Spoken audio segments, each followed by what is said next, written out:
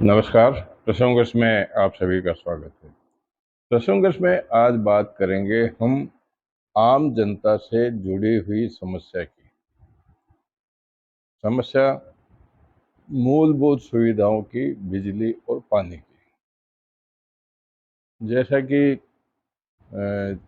हमें पता है, देखने को मिल रहा है जगह जगह। आप अखबारों में देख लीजिए, सोशल मीडिया में देख लीजिए, टीवी पे देख लीजिए, कहीं मटके फोड़े जा रहे हैं, कहीं प्रदर्शन किया जा रहा है, कहीं जाके ज्ञापन दिया जा रहा है।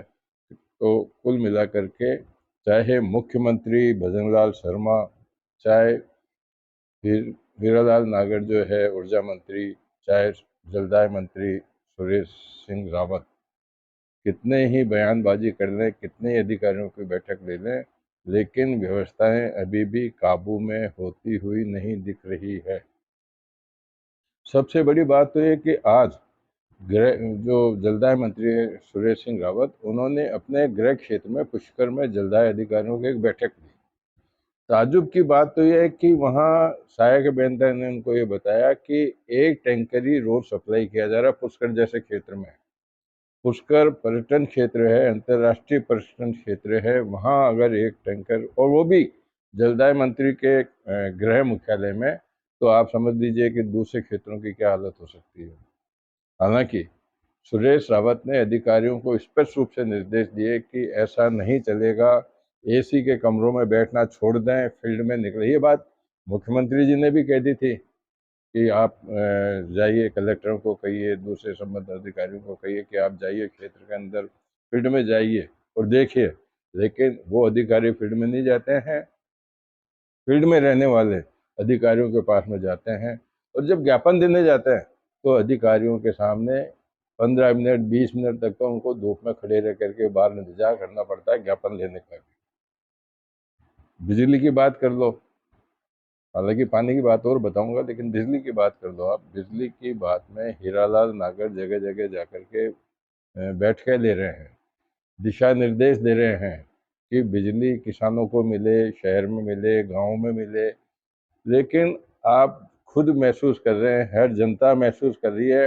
मंत्री जी, आपको विश्वास नहीं हो तो आपके अधीन अधिकारियों को भी देख लिए, रोज 6-6 7-7 घंटे का शटडाउन तो घोषणा करके ले रहे हैं, और बिना घोषणा के कितने शटडाउन होते हैं इसका कोई पता नहीं है।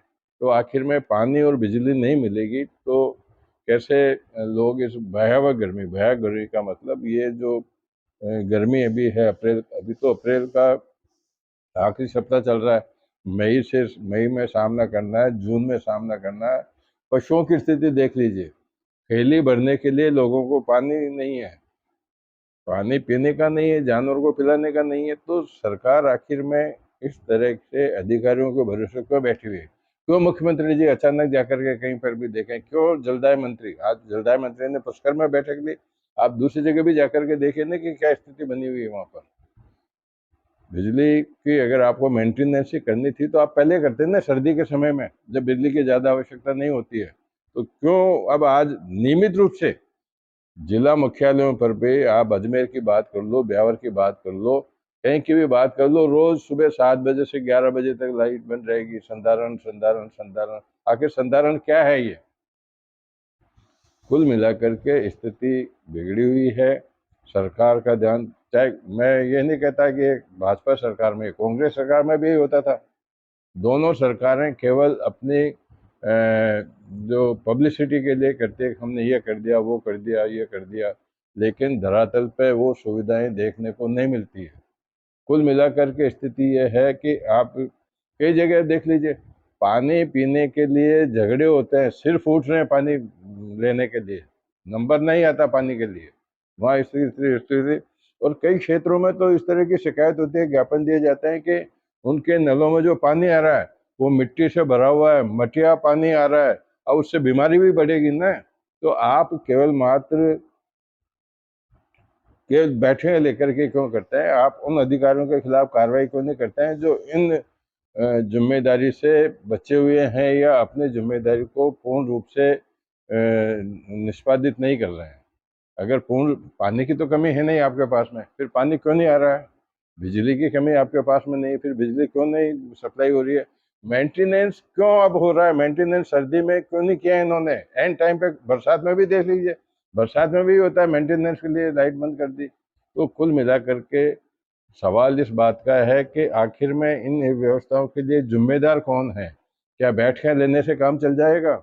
जब जल संसाधन मंत्री के खुद के गृह क्षेत्र में ये हाल है, तो दूसरी जगह का अंदाजा है आराम से लगाया जा सकता है।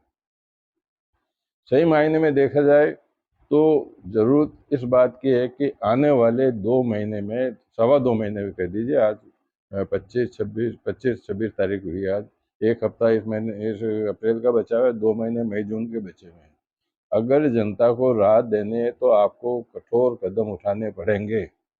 बात कर लेते, पीछे चलते हैं थोड़ा, कांग्रेस की भी बात कर लेते हैं कि जब केंद्र सरकार ने घर घर में नल लगाने के लिए जेएमएम योजना चालू की थी, उसमें इतना, अब बात तो ये ना कि जब सेंटर ने पैसा दिया है तो वो पैसा उपयोग कहाँ हुआ, क्यों नहीं हुआ, वो इस बात का सबूत है कि महेश जोशी को कल ईडी ने गिरफ्तार कर लिया। तो कुल मिला के पैसा हमारा, सरकार के पास में पैसा कहाँ से आता है? टैक्स ही तो पैसा आ रहा है, हमारा पैसा ही तो उनके पास में जा रहा है। व्यवस्थाएं करने में उनको क्या दिक्कत आ रही है? कुल मिलाकर के सोचने वाली बात है। सरकार को सोचना पड़ेगा, जिम्मेदार मंत्रियों को सोचना पड़ेगा, जिम्मेदार अधिकारियों को सोचना पड़ेगा। मुख्यमंत्री जी ने जब मीटिंग ली थी जयपुर में पानी की समस्या के लिए, तो उन्होंने कलेक्टरों को सभी कलेक्टरों को एक राशि जो लगभग करोड़ों रुपए की है, वो उनको देने की घोषणा की थी कि पेयजल संकट के लिए दी जा रही है। लेकिन मैं तो ये कहीं नहीं देख रहा हूँ कि कहीं टैंकर भी चल रहे हों। हैंडपम्प भी कई खराब पड़े थे, तो खराब ही पड़े हुए हैं। कुल मिलाकर के आवश्यकता इस बात की है कि मूलभूत सुविधाएं जिसमें जल और बिजली दोनों शामिल है, उसकी व्यवस्था की जानी चाहिए। इसी को लेकर के आज के प्रसंग वर्ष को यहाँ विराम देते हैं। कल फिर नए प्रसंग वर्ष के साथ मैं आपके सामने उपस्थित होऊंगा। तब तक के लिए नमस्कार।